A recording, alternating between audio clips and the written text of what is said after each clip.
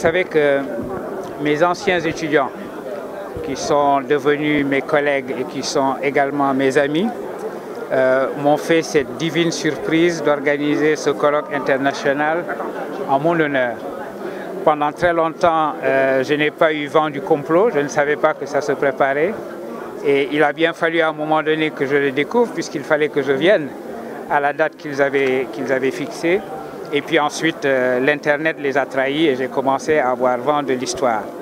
Mais cela n'empêche pas que je suis vraiment heureux et profondément ému de voir la signification de ce en quoi j'ai toujours cru, c'est-à-dire la fraternité par l'étude. Vous savez, quand on est professeur, c'est qu'on veut rester étudiant. C'est le meilleur moyen de rester étudiant. Et quand on est professeur, ça veut dire également qu'on rencontre des gens qui sont comme vous, des hommes et des femmes de l'étude. Les accompagner comme je l'ai fait. Et aujourd'hui, avoir cette grâce, c'est ainsi que je peux l'appeler, d'un mot religieux, avoir cette grâce de voir que mes anciens étudiants croient me devoir quelque chose comme un hommage de cette nature, cela m'émeut profondément et je voudrais dire à chacun d'entre eux, à chacun et à chacune de ceux qui ont à un moment donné été dans une classe où j'ai moi-même essayé d'enseigner, je voudrais dire du fond du cœur un grand merci. J'ai eu des liens, le président poète Léopold Sédar Senghor m'a honoré à un moment donné de son attention. Je l'avais d'abord rencontré une première fois furtivement lorsqu'il m'avait remis quelques prix au concours général.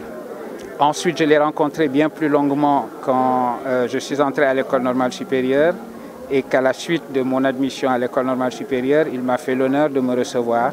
Et le premier entretien long que j'ai eu avec lui, c'était en présence de Bara Diouf, qui était alors directeur du Soleil. Et nous nous sommes entretenus longuement de ce que serait la suite de ma carrière.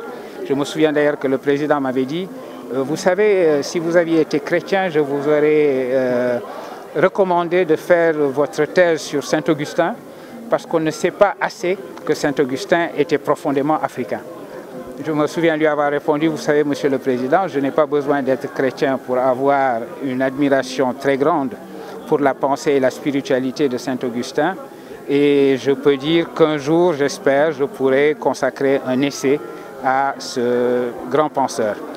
Je ne l'ai pas encore tout à fait fait, mais j'espère le faire bientôt. Et ensuite, quand le président Senghor, dans les premières années où il revenait encore au pays, il me faisait toujours l'honneur et l'amitié de me recevoir chez lui, aux dents de la mer, comme nous appelons sa demeure.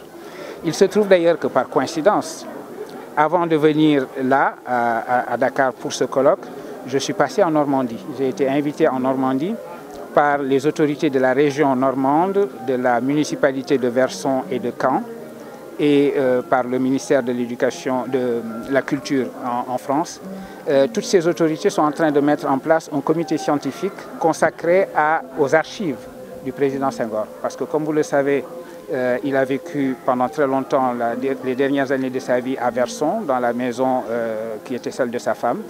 Et il a laissé la maison et des archives importantes dont ils ont fait don, Madame Senghor et lui, à la municipalité de Verson.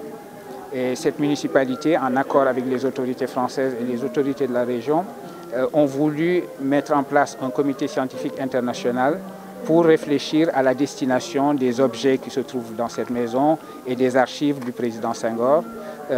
Ils m'ont fait l'honneur et l'amitié de me nommer président de ce conseil scientifique. Ainsi, nous partageons le président Senghor, évidemment, avec le monde entier. Nous le partageons également avec la région de Normandie, où il y a déjà un espace Senghor, où il y aura donc un musée Senghor et où également des archives, des écrits du président Senghor, sa correspondance et un certain nombre de choses qu'il faut encore découvrir seront déposées probablement à l'IMEC.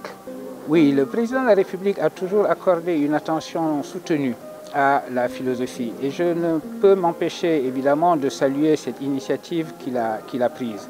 Parce que l'enseignement de la philosophie est un enseignement qui accompagne la réflexion des étudiants. Vous savez, la raison pour laquelle c'est un enseignement terminal qui intervient à un moment où l'élève à accumuler un certain nombre de connaissances, c'est que la discipline de la philosophie permet de réfléchir à ce que l'on connaît déjà, à poser les questions radicales, c'est-à-dire qui prennent les choses à la racine, les questions radicales qui concernent évidemment les conditions de la connaissance, la nature de la connaissance, les exigences de la connaissance, mais également la finalité de la connaissance, parce que la connaissance pour elle-même n'a pas de valeur véritablement.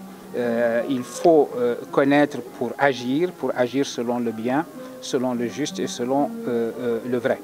Donc il est important que cet enseignement soit généralisé au-delà de la seule classe de philosophie. Une forme de généralisation, c'est celle que propose le président de la République, c'est-à-dire commencer l'initiation à la philosophie plus tôt dans le cursus des élèves. Il y a une autre forme d'élargissement à laquelle il faut que nous réfléchissions également, c'est que la philosophie n'est pas seulement faite pour les philosophes. Il faut que l'enseignement de la philosophie puisse être introduit dans des spécialisations différentes. Vous savez, l'université où j'enseigne aujourd'hui à Columbia exige de tous les étudiants de deuxième année qu'ils aient un enseignement d'histoire de la philosophie, quel que soit le major ou la spécialisation que ces étudiants envisagent. Vous pouvez venir décider que vous voulez faire carrière dans l'astrophysique ou dans la chimie ou dans l'ingénierie, etc. Vous aurez cet enseignement qui s'appelle Western Civilization et qui est un enseignement de tous les grands textes constitutifs de l'histoire de la philosophie occidentale, depuis Platon jusqu'à, on va dire, Frantz Fanon ou John Rawls. Et voilà le genre d'élargissement à quoi il faut penser. Donc le président a donné cette orientation-là qui est bienvenue. Il faut que mes amis et mes collègues de l'Inspection générale de philosophie mettent cela en musique et que nous soyons très attentifs à la manière dont nous allons, je dis nous parce que je m'impliquerai là-dedans d'une manière ou d'une autre parce que ce sont mes amis qui sont là, que nous pensions un cursus cohérent qui puisse nous mener ainsi de la classe de seconde à la classe de terminale et ce sera une très bonne chose.